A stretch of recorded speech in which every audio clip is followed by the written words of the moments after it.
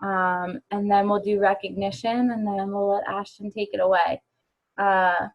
So right now, currently, we still have our 10 rounds coach exclusive window is still going on. And then April 6th, the VIP early access for 10 rounds becomes available to everyone. So that means customers included. If you didn't see that, Shaun T actually compiled 2 brand new workouts that are available for free that we can give away to people during this time. He took a couple of moves he compiled all of his workouts essentially, and made 2 brand new workouts for us to use, which I thought was pretty cool. If you haven't been, make sure you're giving your customers a heads up. The shipping and returning right now is taking extra time, aside from everything that's going on, also because Beachbody is taking extra precautions and safety measures to make sure that our products are being shipped safely during this time. I personally wasn't aware of the extra precautions they were taking. I was reading into it today, so I thought that was pretty cool. And I think that's important to share with people right now, because I know that's a fear, is ordering packages right now and receiving them. So that can put their mind at ease, to let them know that we are taking extra measures to make sure they're arriving safely. And then in case you guys didn't know, they did extend the bar challenge pack through till the end of March. They extended that to March 31st now, so you can still offer that savings, the $20 off, to all your customers as well. And then I want to put this out there. The kids' workouts have like seriously gone crazy. I don't know if you guys have seen, but I've had friends who don't even do Beachbody message me and text me separately saying that their employers are emailing this out to them to utilize for their family while they're at home working. So I thought that was pretty cool. So make sure we're still sending that out. Yeah, I thought that was really cool. One of my friends texted me today. And then last but not least, BOD groups. Finally, BOD groups will be launching at the end of April. If you guys didn't see, Rachel did post in the team page the FAQ for BOD groups for more information on that. And I'm sure we'll be touching base on that in the upcoming week or so as well. I know in the My Challenge Tracker app, I don't know if you guys saw, if you logged on today, they actually did put a little excerpt in there for even our customers to know that BOD groups is coming. So they did take some of that work away from us. And you were even able to like click on a little link to learn more information. So a couple of my challengers reached out to me before I had even seen that link, saying that they were excited about this, to finally have everything in one place. That's all I have for updates and announcements. I don't know if anybody else has anything else that they want to throw in there that I missed. No? Okay, let's do recognitions, and then I'll introduce Ashton, everyone. I'll start. So my coach, Ashley, is now Emerald Coach, so I'm really excited about that. She's in the Transformation Nation Diamond Dash. So it's her work and efforts are paying off. So congrats, Ash. Congrats, that's awesome. Okay, I want to welcome Katie. Oh, sorry, Maggie. Oh, go. Okay. I want to welcome Katie Clevenger. This is her first team call. Katie, we're going to make you put your video on. I see you on that second page. And then I also just kind of want to do a overall shout out to the Diamond Dash girls in the pod and in the group. You guys have really been pouring yourselves into that, and it's been awesome on our end to just see that. And I feel like you guys are all feeling, if you're not feeling a sense of excitement and momentum in your business, I don't know what's happening, because you guys are really showing up in kind of like this crazy time, which should show you that you are emerging even more as a leader right now, because you're prioritizing this. And I just listened to that John Maxwell thing today that I can share in the chat here in a second, so you guys can catch like the playback of this John Maxwell leadership thing that he did. It's been really amazing. But he kept touching on today that leaders will emerge in crisis. And so I'm just really proud of you guys. You're really emerging, and it's been very inspiring for me and everybody else on the team. I want to give a shout out to our very own Kelsey Smith. She became a mama yesterday, so excited. Gave birth to a beautiful baby girl, 9 pounds and 14 ounces, y'all. Thank goodness it was breech.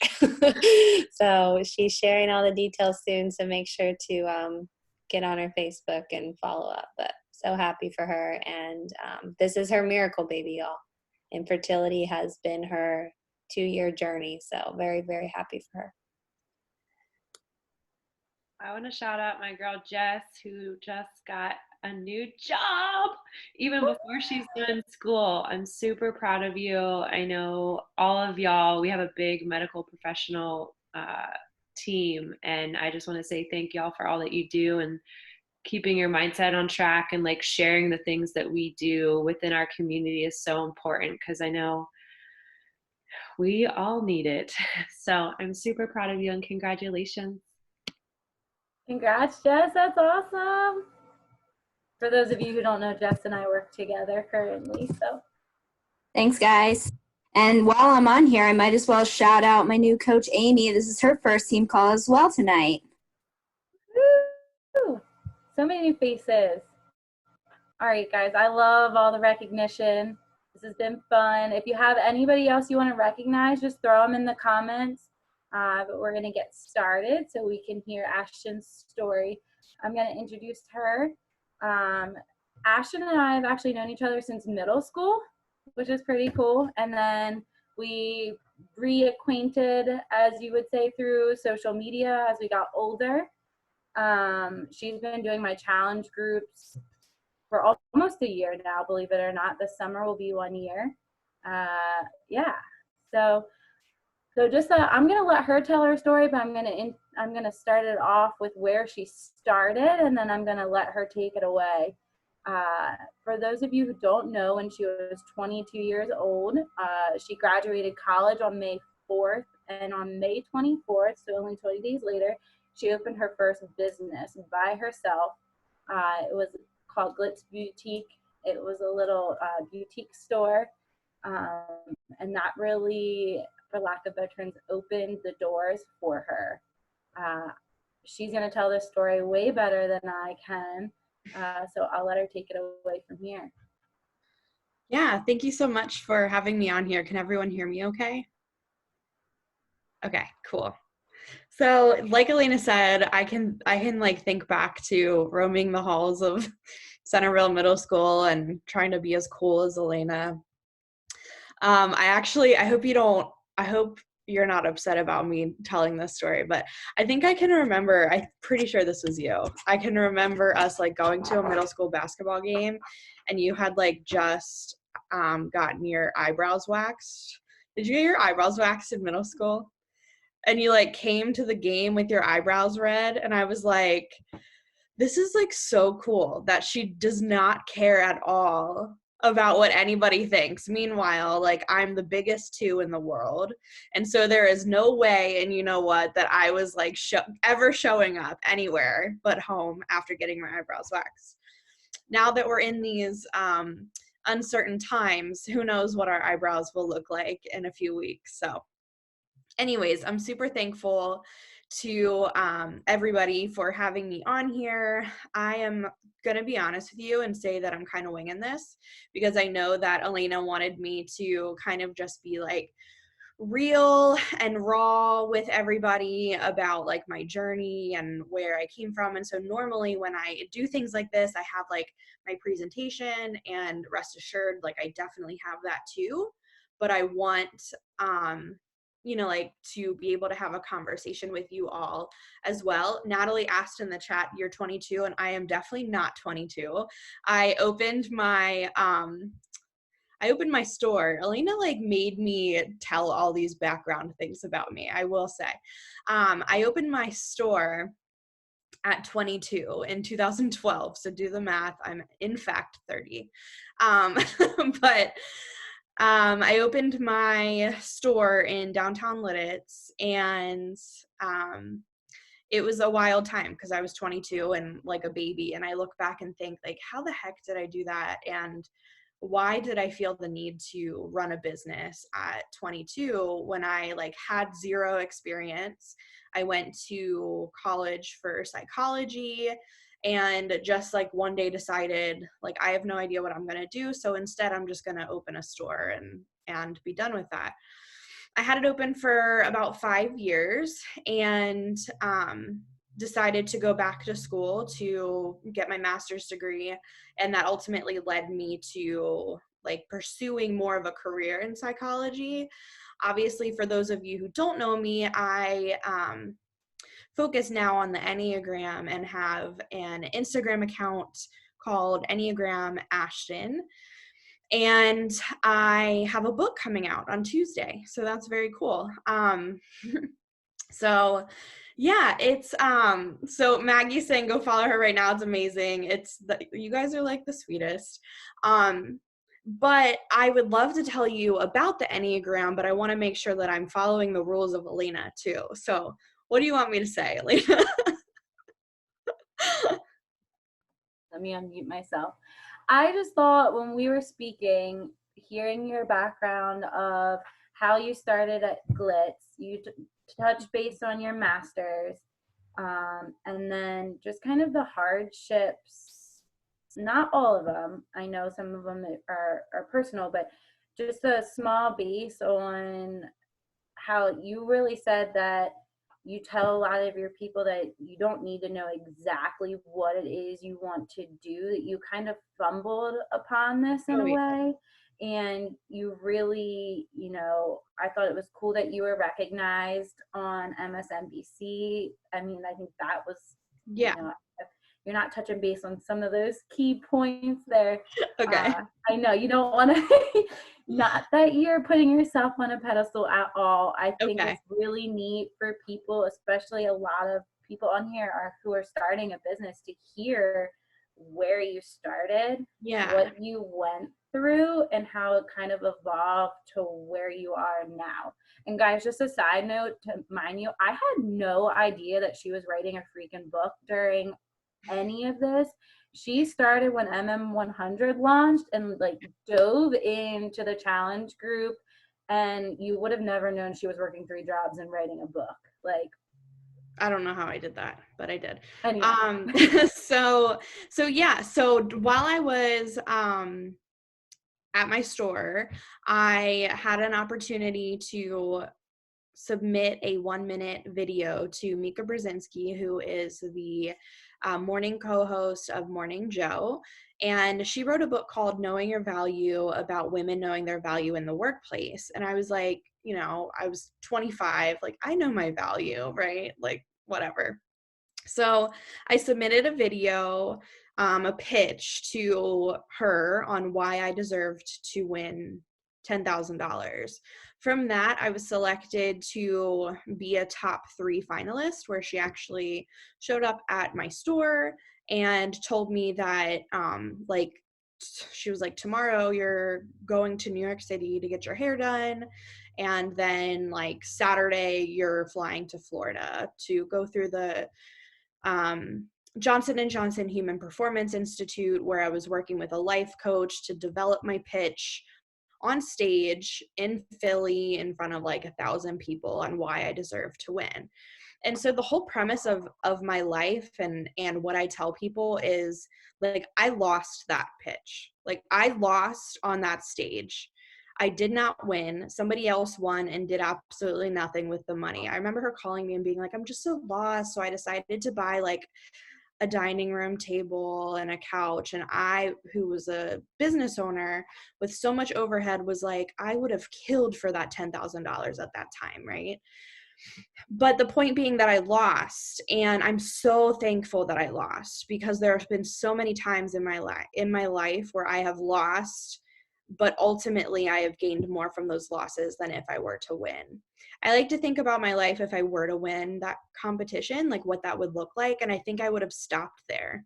And instead, from me losing, I decided that I was going to prove everybody wrong. That's probably my 3 wing coming in for those of you who are familiar with the Enneagram.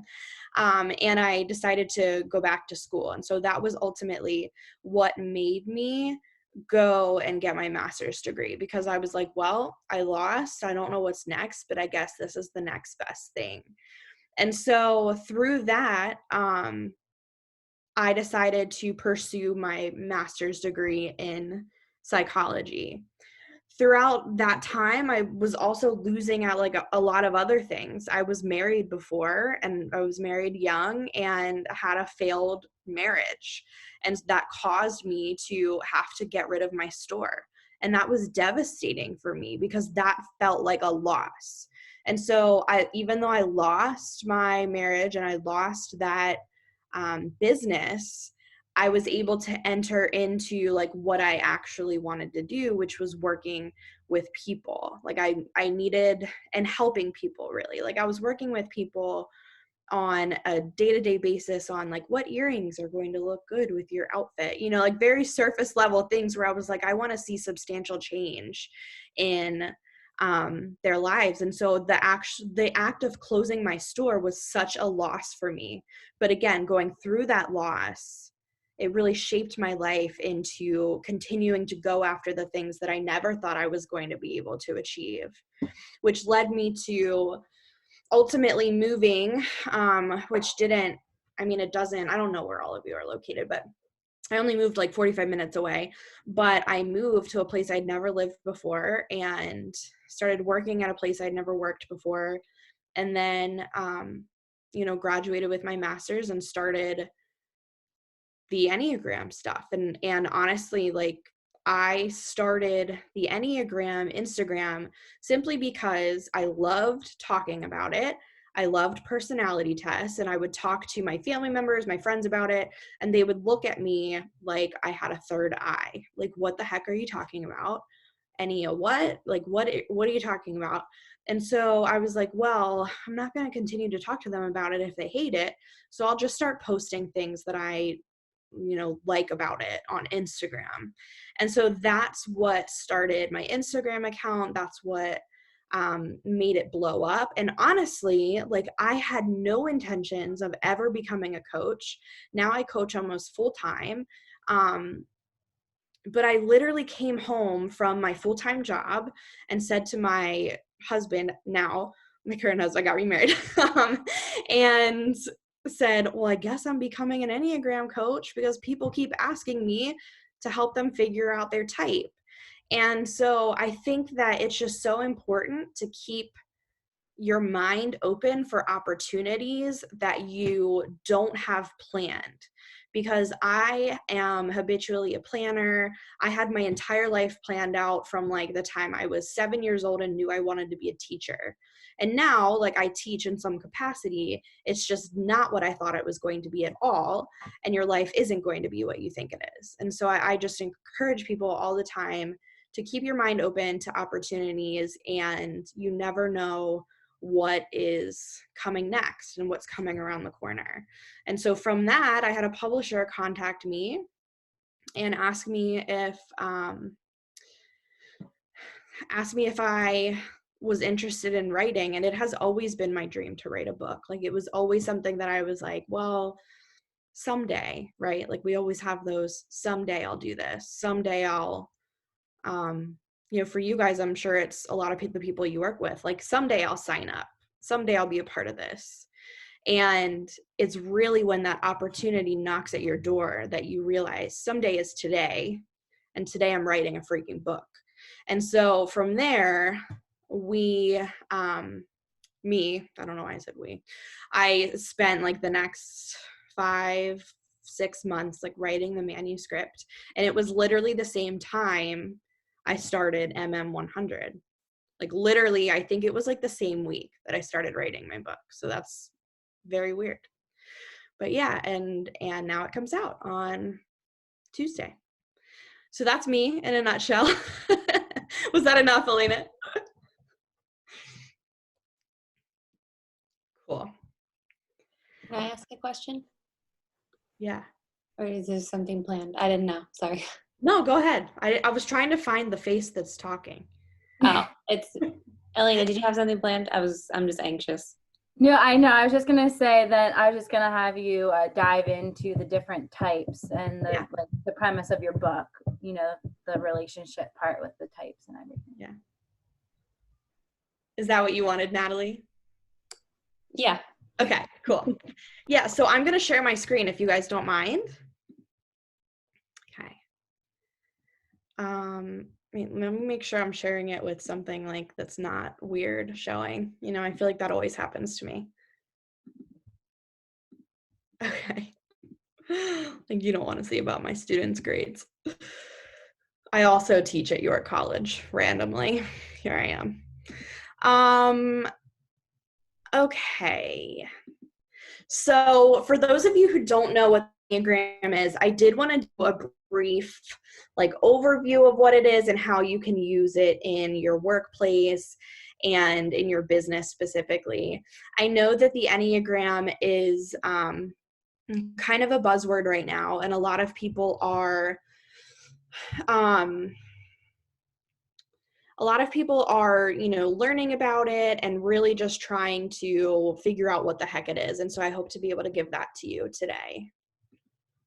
So what is the Enneagram? It's an internal mapping system to show you, this happens to me every single time, to show you how to grow and to give you warning signs of when you're struggling.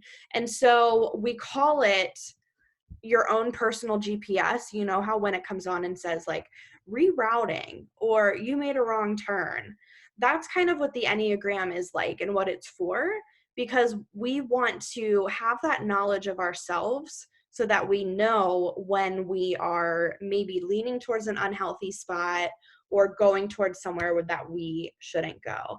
And I love this quote. If any of you have read the book, The Road Back to You, I definitely recommend it, besides my book, of course. But they are definitely like the experts, I should say like the modern day experts in the Enneagram. And this quote is, "The purpose of the Enneagram is to show us how we can release the paralyzing arthritic grip we've kept on old self-defeating ways of living so we can open ourselves to experiencing more interior freedom to become our best selves." A lot of people struggle with personality tests in general because they think that we're just putting them in a box. And what I like to tell people about the Enneagram specifically is that it's not putting us in a box, it's teaching us how to get out of the box. Because we know these things about ourselves, and so therefore we can get out of the box that other people have created for us. And really, the Enneagram is just 9 lenses of everyday life experience, life circumstances. And so each type has a different way that we view the world. And so I always like to compare the different types to numbers. So let's say that ones, are wearing glasses that are purple, and twos are wearing glasses that are pink. So if I'm a 2, I'm going to be viewing the world with a pink hue, right? Whereas somebody else who's a 1 is going to be viewing the world completely differently. And that's how the Enneagram is. Other personality tests like Myers-Briggs or StrengthsFinders or 5 love languages, they're explaining characteristics or behaviors about people, whereas the Enneagram is focused strictly on motivations. And so the reality that we could all be doing the same behavior, but we all have different motivations behind it. So here are the names that I'm going to use for each of the types. These names come from the Riso Hudson Enneagram Institute. And so you may, if you've been looking into the Enneagram or following different people on Instagram, you may see people using different names. These are kind of like the traditional, like stereotypical names that people use. So 1 being the reformer, 2 being the helper, 3 the achiever, 4 the individualist, 5 the investigator, 6 the loyalist, 7 the enthusiast, 8 the challenger, and then 9 the peacemaker. So just by looking at some of the types, you might have an idea of what number you may be. You know, like I know that I am a naturally giving, helping person. So when I first was introduced to the Enneagram, I was like, there's probably a good possibility that I'm a 2. Whereas my sister is the complete opposite of me and likes to like be rebellious and go against the grain. And so it was pretty obvious from the start that she was an 8, the challenger. But we have to go deeper into what the types really mean and what their motivations are. And so if you're sitting here and you're like, well, how the heck do I even figure out my type? Like, this is all new to me. I don't even know what this E word is or how to pronounce it or anything. I always encourage people that self-reflection is key. So I made this little diagram like back in the summer because people DM me all the time and say, what's the best test to take for the Enneagram? And, you know, there are like a select few that I'm okay with, but across the board, I say that tests are trash. And that's because when you take a personality test, it doesn't matter if you think you're not doing it, you're human. So chances are you are going to answer things based on how you want other people to perceive you. I don't care if you think you're not doing it, you're most likely doing it.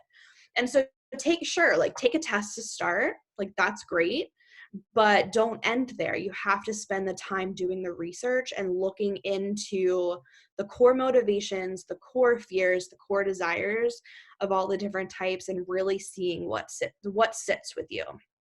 A lot of times people experience it as like a punch to the gut, and you know, that can be intimidating to some who have a harder time figuring out their type. And so everybody has their own unique experience with figuring out what their main Enneagram type is and landing with that. And then, you know, just to confuse everybody further, we also have this thing called wings, which your wings are the numbers on either side of your main type. Some common misconception is that your wing is just your second highest score. So like my second highest score is always 9. So like it would be if I say I'm a 2 wing 9, which it just isn't possible. Your wings always have to be on either side of your main type. So I'm a 2 wing 3. The reality is that sometimes you may not even have a wing. You might just be fully that main type, and that's fine. Also, most people do have a wing that's stronger than the other. I rely more heavily on my 3 wing, but it's not saying that I don't rely on my 1 wing at all. And we might lean on each of our wings at different points in our life. I am an extreme go-getter and motivated and an achiever right now, which is probably why I rely on my 3 wing, but I also don't have any kids. And so if I had kids, maybe that 3 wing would like dial down a little bit and I'd transition into pulling those resource points from my 1 wing instead. We always just call the wings like our resource points. The point of them is to be able to offer our main type more resources so that we can like pull on them in times of needs. And similarly to our main Enneagram type, the easiest way to figure out your wings is to study them and to not take a test because it's just not going to tell you accurately. So then each type has a line or a number that they go to under stress, and then a line that they go to in growth. So how I would look at this for all of you, if you are sitting here and you have an idea of the number that you are. So let's say that I was a participant, right? Well, actually, I'll pretend to be you, Elena. So you think you're a 7, right?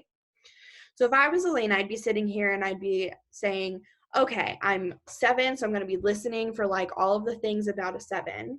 And then when I go to stress, 7s go to 1. So then I'm going to think about like what the negative qualities of a 1 are. And then when 7s are healthy, they go to 5. And so then I'm going to think about the healthy qualities of a 5. So I want you to like really be paying attention to those qualities of your type because you're going to be able to really see how this makes a lot of sense, especially with the stress. So I'm going to read them out loud so everybody knows. But the 9, when they're stressed, they will go to a 6. The 1 will go to a 4. The 2 will go to an 8. The 3 will go to a 9. The 4 will go to a 2. The 5 will go to a 7. The 6 will go to a 3. The 7 will go to a 1. The 8 will go to a 5. So that's under stress. For growth, the 9 will go to a 3. The 1 will go to a 7. The 2 will go to a 4. The 3 will go to a 6. The 4 will go to a 1. The 5 will go to an 8. The 6 will go to a 9. The 7 will go to a 5. And then the 8 will go to a 2. So we're going to talk about these qualities. So these are the healthy qualities of each type. So for 1, these are the reformer. Remember, they are extremely ethical, reliable. They're productive, they're fair, they're very concerned about what's right versus wrong, and very strict on following rules. So right now with the coronavirus, they're the ones that are saying, can everybody just stay inside and follow the rules? Like, this is something that we need to do. They're very strict rule followers. For 2s, they're the helper. So they're typically loving, caring, insightful. They're the person who always says, what do you need from me? How can I help you today? They're empathetic and they're generous. The 3 is the achiever. So they are optimistic, self-efficient. They're confident. They're usually extremely charismatic and the go-getter and motivated and all of those things. They can typically be known as workaholics, to be honest. 4s are the individualist, and they are also called like the romantic sometimes, because they can be very concerned about romance and deep conversations, expressive, creative, unique, introspective. They reflect on things and are usually keep to themselves a little bit more, big on feelings. 5s are the investigator. They are definitely the most introverted of the Enneagram. They're analytical, they're wise, they're objective, they're logical, they love to research. I always call them like the walking Google search engine.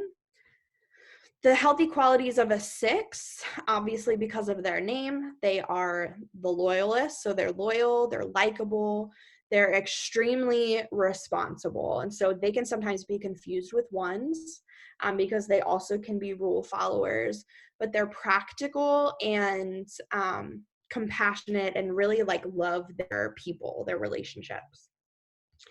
7s are the most outgoing of the Enneagram type. So they're fun-loving, happy, spontaneous, they're confident, they're always on to the next thing, super energetic, and just love like experiences.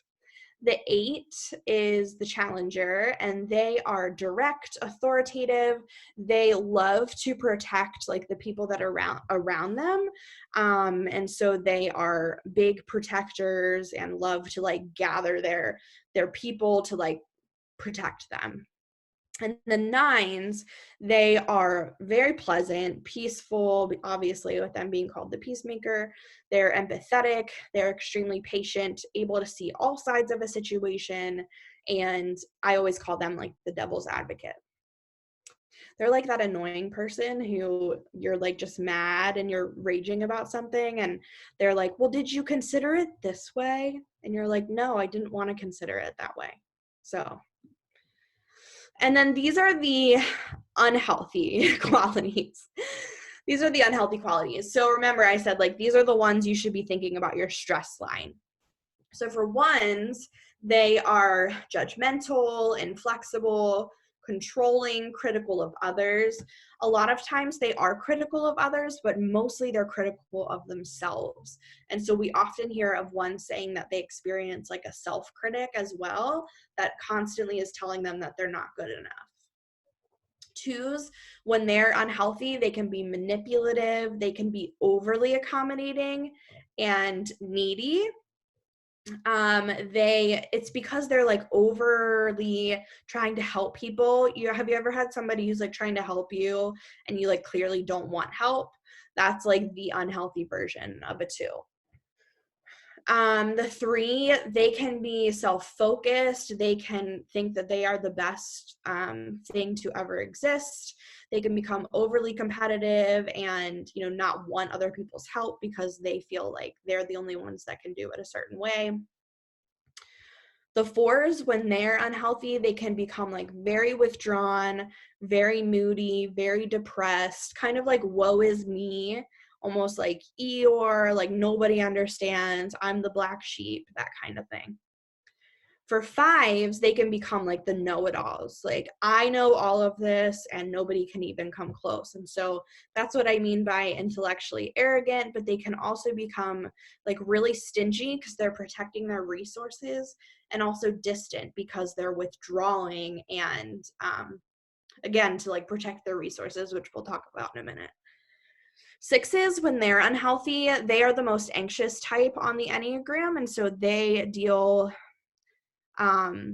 with the most like worry and self-doubt and paranoia.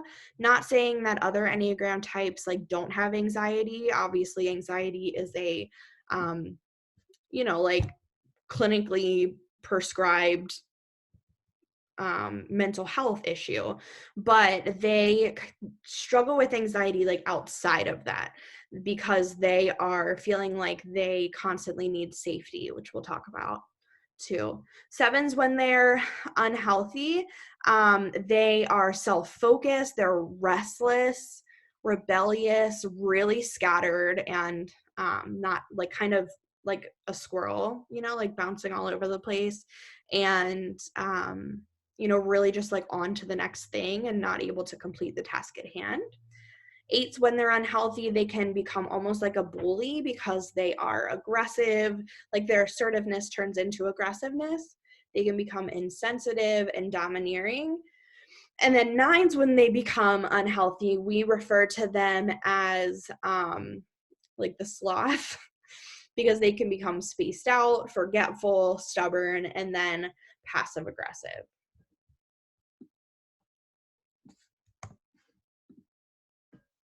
So like I said before, the Enneagram is not about behaviors. The Enneagram is about core fears and core desires and core motivation. So for the 1, everything that they do is because they fear that they're going to be bad, evil, or wrong.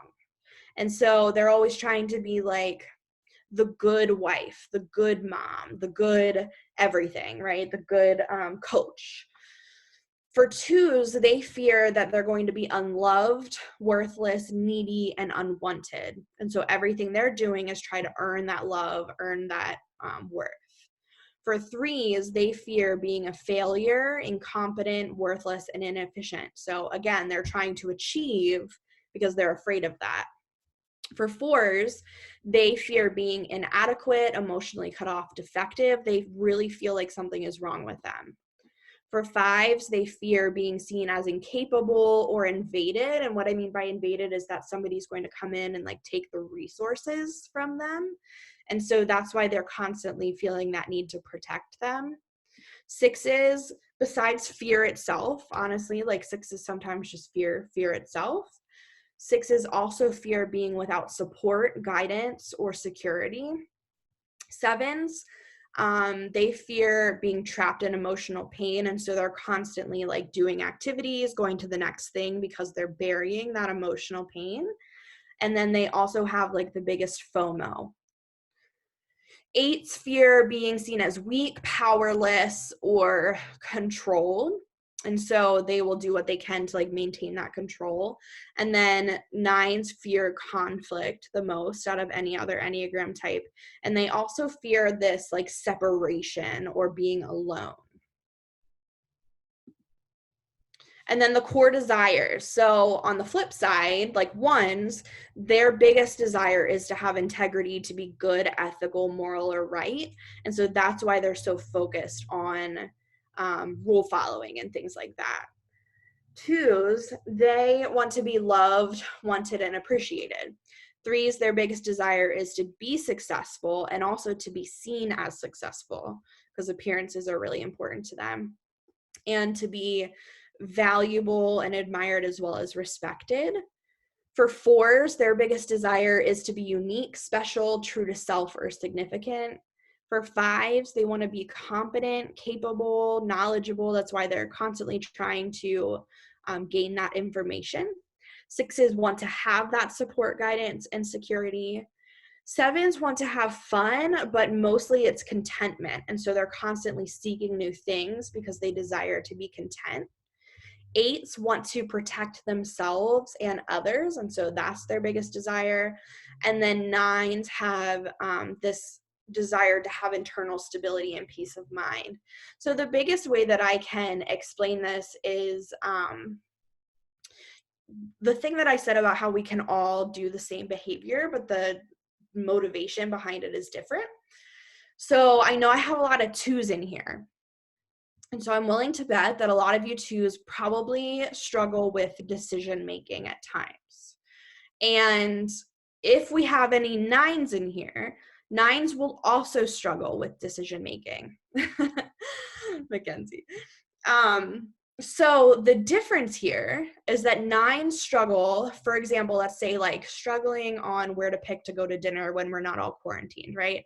So nines, they just want to keep the peace. So they don't want to like make a decision on where they want to go to dinner because they want everybody to be happy and they want to keep the peace. For twos, they struggle with a decision like that because they fear, whether or not they realize it, that if I make a wrong decision, somebody is not going to be happy with me. And so that's what leads into that indecision for both nines and twos. And so we see that a lot with like a lot of different things. So I'm trying to think of another one to incorporate like sevens and threes. But for example, if I'm willing to bet, like for Elena, like if you are going like to do something, like do an activity, you're probably doing it because like you want to experience it, you want to enjoy it, you like to have fun, things like that. Whereas if a five were to go on that same experience, they would be looking at like what they can learn from that experience. And so again, it's just you're looking at things from a totally different perspective. I'm trying not to like read the comments, but I want to read the comments, you know. What time is it? Okay, cool. So this is just saying like so say you're like, oh, well, I feel like I'm a 7, but I know so-and-so is 7 and we don't act anything alike. And so how could I possibly be a 7 if they're also a 7? And that's because if we go back to that color analogy, there are so many different shades of colors, right? So let's say 7 is yellow. Like how many different shades of yellow are there? And so we could all be at varying levels of health and development. And that's why we look so different. So I wouldn't get so caught up with that. Another way to find out or to figure out your type is to look at the triads. So the gut triad is 8, 9, and 1, meaning that everybody who is an 8 and a 9 and a 1 is going to receive information through their gut. And so they will react instinctively because of that information. All 3 of those numbers also struggle with anger, just in entirely different ways. So 8, it's an expression of anger. It's just a way of life. 9s, it comes out as like passive aggressive, like I'm going to bury it and then it'll overflow and boil over. And then for 1s, it turns into criticism. And so they don't think that it's anger because it's really just criticism either towards themselves or others. And all 3 of those types also have a desire to have justice. For the heart triad, this is the feeling center. So they receive information through their heart and they respond with feelings. And their biggest emotional struggle is shame. Again, it's all going to look different. So for 2s, they have this shame that they're not going to be wanted or needed. For 3s, their shame is typically around like the job that they do or the things that they do to achieve. And then for 4s, it's just that they feel like they're not really like anything, which is so sad. And they all have a desire to have significance. And then the head triad, they receive information through their head, and then they think about it before they release that information. And their biggest emotional struggle is anxiety. Again, it's going to look different, whereas 5s internalize it. 6s internalize it too, but it's more on display because of the anxiety, because of the anxiety piece of 6s. But then for 7s, they're burying it. And so they're going to like do all of the things to not have to deal with like the underlying anxiety or pain that they're experiencing. And all 3 types have this desire to have security too. So if you're struggling to figure out your type, it's totally normal. I'm skipping over all of this. And I'm going to go to something else. Do you have any questions so far? I know that was a ton of information I just threw at you.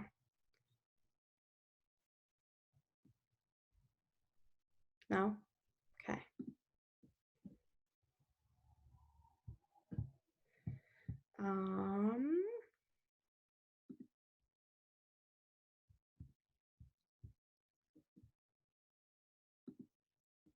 Sorry.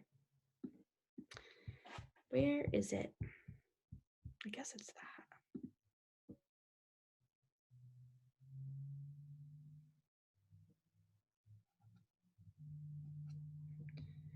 I was going to go through like how you can use this to strengthen your relationships there it is, with your people. What do you call them? Clearly, I don't know. So this is like the biggest thing that people, what is happening?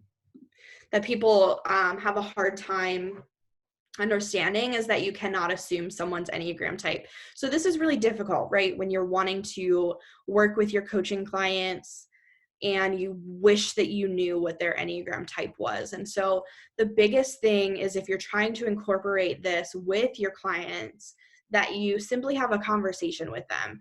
For example, like I said, I teach at York College, and I have all freshmen. I have 65 freshmen right now. And at the very beginning of the semester, we all had a conversation about the Enneagram. They figured out their types so that I would be able to better connect with them based off of all of that information that I just told you. Because if we know that based on the fact that they're an Enneagram 6, and so they struggle with feeling safe and secure, what do you think you would have to do as their coach? Make them feel safe and secure with their decision, right? And so that's how we can incorporate all of these things in, but you can't just automatically assume like, oh, this person like seems pretty anxious, they're probably a 6, right? We have to like actually have that conversation with them. And why is it so helpful? It can tell you why people do the things that they do. Maybe you have somebody who's struggling with logging every day, aka me, which I like am so bad at logging. Like I do the workouts, I'm so bad at logging.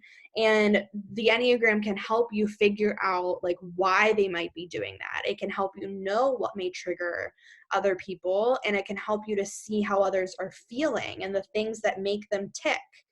And it also helps you to demonstrate empathy towards others, because if you take that extra step and say to them, like, I want to know this about you because I want to see how I can better assist you and better help you and be there for you when you need me and for what you need me for, then they'll know that you are being an empathetic person, right? And that you don't just have this standard way of coaching. It's almost like an individualized thing based on who you're working with, because we can't just treat everybody the exact same, because no person is the exact same. We have to treat people based on what makes sense to them and how they interpret information.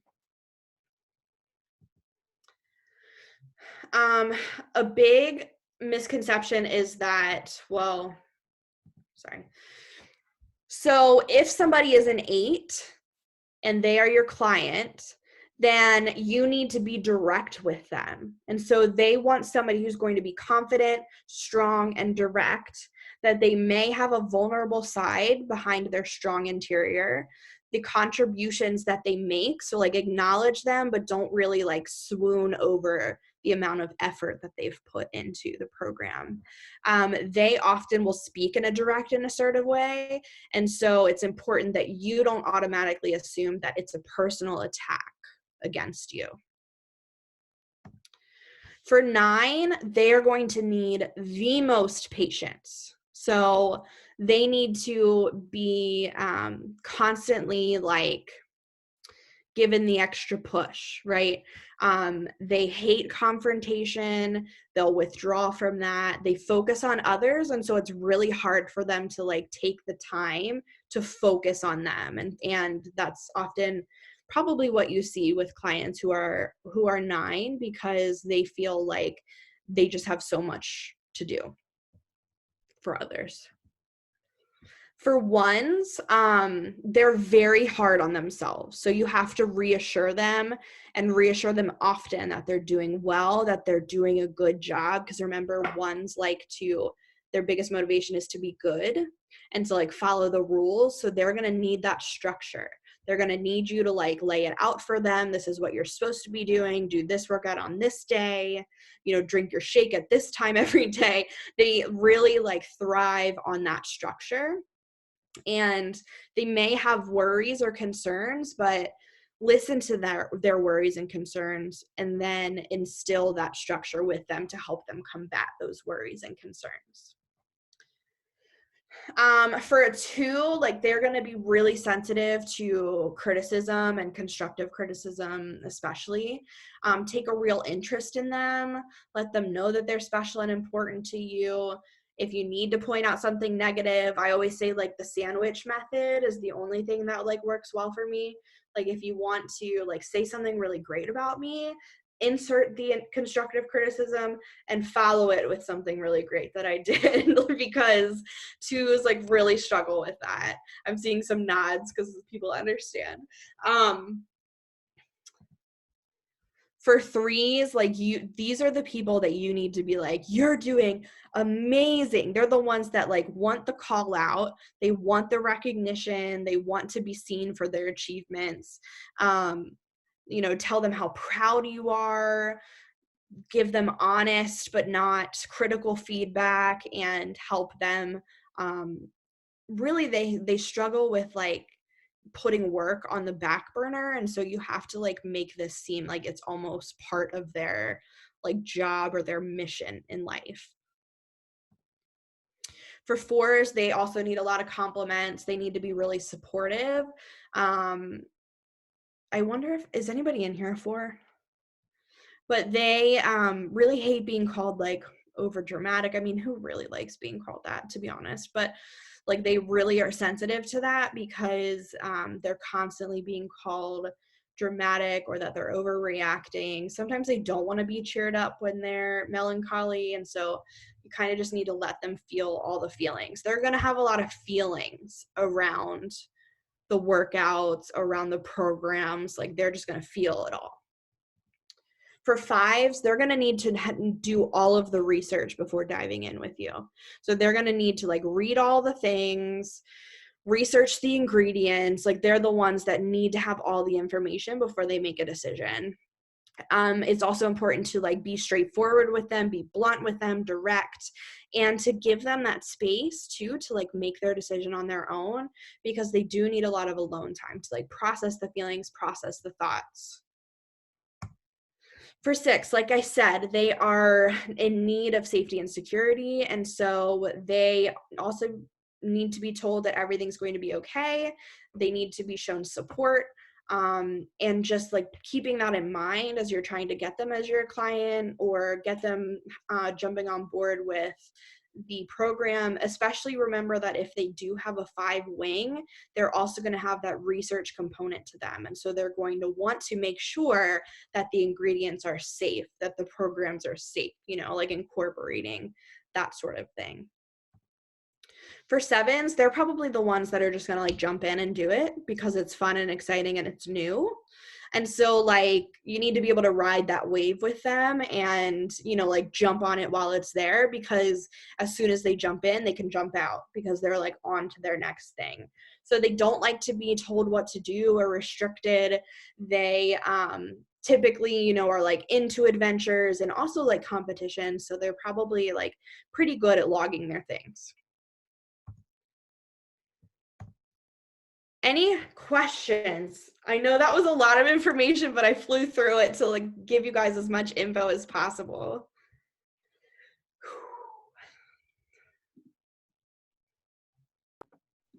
That was awesome, Ashton. Thank you so much. Does anyone have any specific questions for her right now? How do I have your book in my home in the next 20 minutes? Just kidding, but actually ordering information, I would really like that. Yeah. I can put the Amazon link in the chat if that would be helpful for people.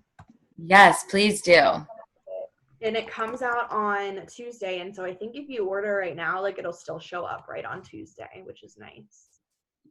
Yes, they lifted your mailing non-essentials. Whoa, that's a long link, sorry.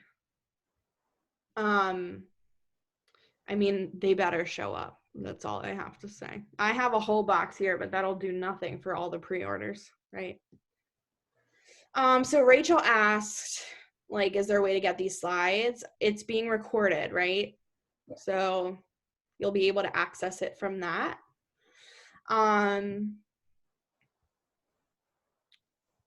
Where do we go to figure out what we are? So I have a love-hate relationship with tests because we're humans, and so we're going to answer things in a certain way. There are some tests that are out there that you know, are fine to take, but I would really just spend some time reading and researching each of the types to see what sits with you and like gives you. Somebody mentioned like the punch in the gut. I forget who it was, but a lot of the times, like when I read the description of a 2, I was like, oh my gosh, like this is disgusting. Like it's not, and that's something to realize too, is the Enneagram is not something that's comfy cozy and like gonna make you feel great about yourself. It might make you feel like an awful human being for a little bit, but it's okay, because part of the growth is recognizing that you have some of these unhealthy traits, right? And then you know what you need to do in order to move through that.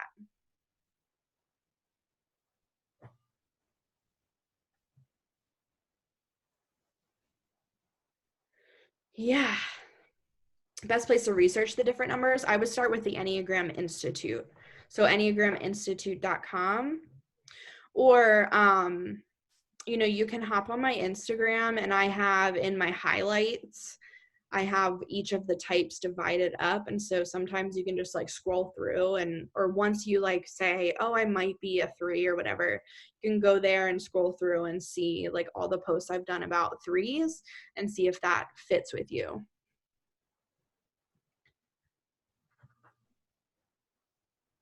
Yeah, thank you so much, Ashton. That was super helpful. Loved hearing your story, and I'm excited to learn a lot more about this. I feel like this is your book will be really helpful and beneficial for us to better serve our challenges. Yeah, so my book is called The Enneagram for Relationships, and it talks about relationships romantically, with friendships, with family members, and with colleagues. And so like those 4 different types of relationships for each type. So that should be fun for people to go through. So yeah, thank you everyone for pre-ordering and sitting in and following me and everything. And I'll see you, I don't know, what am I doing right now, Elena? What workout am I doing? 10 rounds. Yes, 10 rounds. I'll see you in there. When you remember to log, type. When I remember to log, yeah, which I don't. All right, guys. Have a good night, everybody. See ya.